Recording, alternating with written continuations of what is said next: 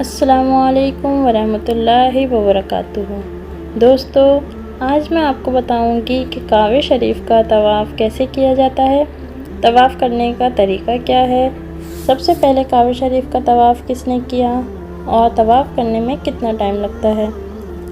सबसे पहले मैं आपको ये बता देती हूँ कि तवाफ़ किसे कहते हैं। काबे शरीफ के गिर्द 7 चक्कर और 2 रकात नमाज़ पढ़ने को तवाफ़ कहते हैं। हर चक्कर हजर अस्वद से शुरू होकर हजर अस्वद पर ही ख़त्म होता है। हज़रत अब्दुल्ला बिन अब्बास रज़ियल्लाहु ताला अन्हा से रिवायत है कि रसूल खुदा सल्लल्लाहु अलैहि वसल्लम ने इरशाद फरमाया, अल्लाह ताला की 120 रहमतें रोज़ाना इस घर यानी कि बैतुल्लाह पर नाजिल होती हैं। 60 रहमतें काबे शरीफ का तवाफ़ करने वाले पर, 40 रहमतें वहाँ पर नमाज़ पढ़ने वालों पर और 20 रहमतें काबे शरीफ को देखने वाले पर नाजिल होती हैं। हज़रत अब्दुल्ला बिन उमर रज़ियल्लाहु ताला अन्हु से रिवायत है कि मैंने रसूल खुदा सल्लल्लाहु अलैहि वसल्लम को ये फरमाते हुए सुना कि जिसने खाना काबा का तवाफ़ किया और 2 रकात नमाज अदा की, ऐसा है जैसे उसने एक ग़ुलाम आज़ाद किया। अगर बैतुल्ला के करीब तवाफ़ किया जाए तो 7 चक्कर में 30 मिनट लगते हैं और अगर दूर से करने पर 1-2 घंटे भी लग सकते हैं। मैं आपको बता देती हूँ कि किस किस तरह के तवाफ़ किए जाते हैं। तवाफ़ उम्रा, उम्रे के टाइम किया जाने वाला तवाफ़। तवाफ़ ज़ियारा, हज का तवाफ़, इसके बिना हज कबूल नहीं होता है। तवाफ़ विदा, मक्का से रवानगी के टाइम जो तवाफ़ किया जाता है उसे तवाफ़ विदा कहा जाता है। और नफली तवाफ़, जो कि आप कभी भी कर सकते हैं, किसी भी टाइम किसी के लिए भी आप नफली तवाफ़ कर सकते हैं।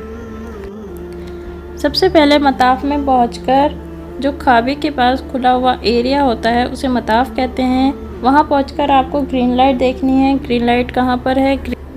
हजर अस्वद के सामने ग्रीन लाइट है। हजर अस्वद काबे का वो कोना है जिसमें हजर अस्वद जन्नत का पत्थर है।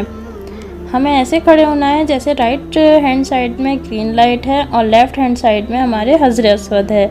लब्बैक पढ़ना यहाँ पर बंद कर देना है।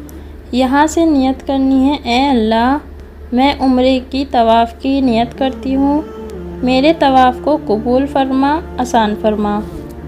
अब हमें हजर अस्वद को बोसा देना है। बोसा देने के लिए अपना हाथ ऊपर करें, बिस्मिल्लाह अल्लाहु अकबर, इस तरह कहें जैसे कि हजर अस्वद को छू रहे हैं। हजर अस्वद की तरफ इशारा करना, राइट हैंड की उंगली को बोसा देना है।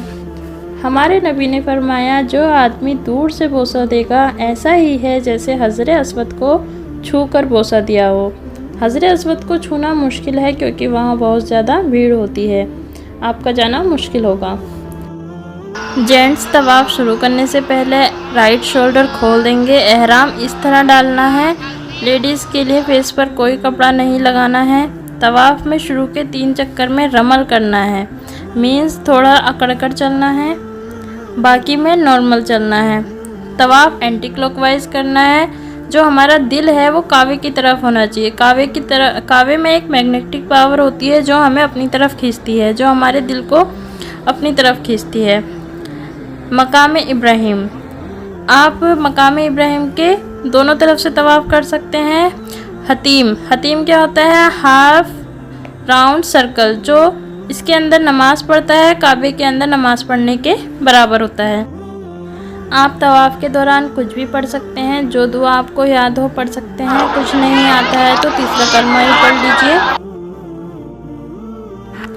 अब आता है रुकने यमानी, काबे शरीफ का वह कोना जहां काबे शरीफ को हाथ लगा सकते हैं, काबे शरीफ को छू सकते हैं, इशारा नहीं करना है। रुकने यमानी से लेकर हजर अस्वद तक ये दुआ पढ़ें, रब्बना आतिना फिद दुनिया हसना व फिल आखिरती हसना वकीना अज़ाबन्नार व अदखिलना जन्नता माअल अबरार या अज़ीज़ु या गफ़्फ़ार। रुकने यमानी से हजर अस्वद तक 70 फरिश्ते होते हैं जो इस दुआ पर आमीन कहते हैं। हमारा एक चक्कर पूरा हुआ, फिर हमारे राइट साइड ग्रीन लाइट आ गई और अब फिर बोसा देना है। हर चक्कर में बोसा देना है, टोटल 8 बार बोसा देना है। तवाफ़ कंप्लीट हुआ। तवाफ़ के दौरान वुज़ू होना ज़रूरी है।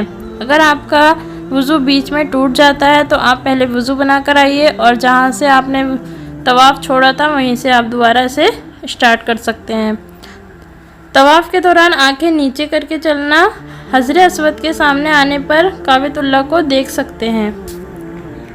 अगर आपको कोई सी भी सूरत याद नहीं है या कुछ नहीं आता है तो आप खाली दुआ करते हुए भी चल सकते हैं। अब जेंट्स अपना शोल्डर को ढक सकते हैं और मकाम इब्राहिम, इसमें इब्राहिम खलीलुल्लाह के कदमों के निशान हैं। इसके पीछे या आसपास जहां जगह मिले तवाफ़ की 2 रकात वाजिब नमाज पढ़ लीजिए। इसके बाद दुआ मांगिए। सबसे पहले काबे शरीफ का तवाफ़ फरिश्तों ने किया था।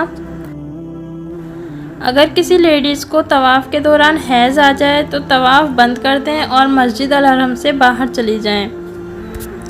आपको ये मेरी वीडियो कैसी लगी प्लीज़ कमेंट करके ज़रूर बताइएगा, और जो भी उम्रे के लिए जा रहे हैं उनको शेयर कीजिए। Please like, share and subscribe. अल्लाह हाफिज़।